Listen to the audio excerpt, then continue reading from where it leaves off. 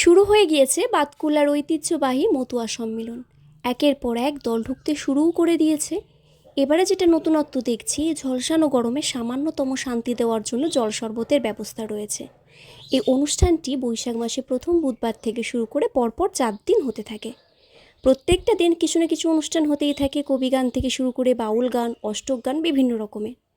সত্যি কথা বলতে গেলে এই অনুষ্ঠানে শুধুমাত্র যে প্রবীণ রায় অংশগ্রহণ করে বা এরাই এটাকে টেনে নিয়ে যাচ্ছে এরকমটা কিছু নয়, তাদের সঙ্গে সঙ্গ মিলিয়ে নবীনরাও কিন্তু সমান তালে এই অনুষ্ঠানটাকে, ঐতিহ্যটাকে বয়ে নিয়ে যাচ্ছে। চলুন তারই কিছু ঝলক আজকে তোমাদের এই ভিডিওটার মাধ্যমে দেখিয়ে দিই।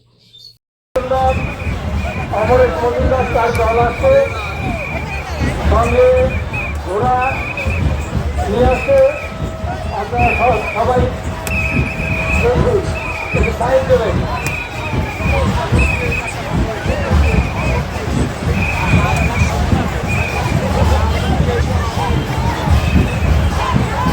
বাতকুল্লার বাইরে থেকে যারা আমার ভিডিওটা দেখছো, তাদের এলাকাতেও যদি এরকম মতুয়া সম্মিলন হয়ে থাকে অবশ্যই কমেন্টে লিখে জানাতে ভুলো না কিন্তু। তো আমরাও এরকম আমার পরিবার নিয়ে চলে এসেছিলাম আজকের এই অনুষ্ঠানে সম্মিলিত হওয়ার জন্য। আমি, দিদি, দাদা, আমার মা, দাদা বলতে আমার দিদির হাজব্যান্ড, আর এই যে ছোট্ট হিয়ার সাথে আমার দেখা হয়ে গেছিলো মেলার মধ্যে গিয়ে। তারপরে মেলা চলো তোমাদেরকে ঘুরিয়ে দেখায়। এখানে কত সুন্দর ছোট্ট ছোট্ট হাতের কারুকার্য করা বাঁশের তৈরি নানান জিনিস, বেতের তৈরিও ছিল, তবে আমরা যেগুলো দেখছিলাম সমস্তটাই বাঁশের তৈরি। ছোট্ট ছোট্ট ঝুড়ির মধ্যে পাখি, পাখির ডিম, কত কিছু সুন্দরভাবে সাজানো ছিল। এগুলো দেখে না ঠাকুরনগরের নানা স্মৃতি মনে পড়ে যায়। ঠাকুমা এই সমস্ত জিনিস নিয়ে আসতো আর আমি অপেক্ষায় থাকতাম ঠাকুমা কখন ঠাকুরনগর থেকে বাড়ি ফিরবে।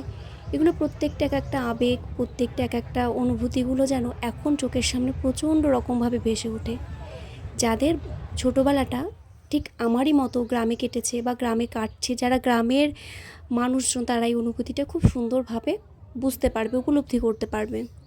তারপরে দেখো এখানে শ্রী শ্রী হরিচাঁদ ঠাকুর আর শান্তিমাতার ছোট বড় নানান রকম মূর্তি এখানে ছিল। পুরো মেলাটা কিন্তু অনবদ্য, অসাধারণ। তো চলো তারপরে এই যে টেডি বিয়ার্সের দোকানগুলো ছিল, বিভিন্ন রকমের টেডি বিয়ার্স ছিল। আর পুরো দোকান, পুরো মেলাটা আমি ঘুরে দেখতে পারিনি, তোমাদেরকেও যতটা সম্ভব হয় দেখিয়েছি। চলে এসেছিলাম ব্যাগের দোকানে। এখান থেকে আমি, দিদি কিছু পার্স কিনেছিলাম, দিয়ে বাড়ির দিকে রওনা হয়েছিলাম।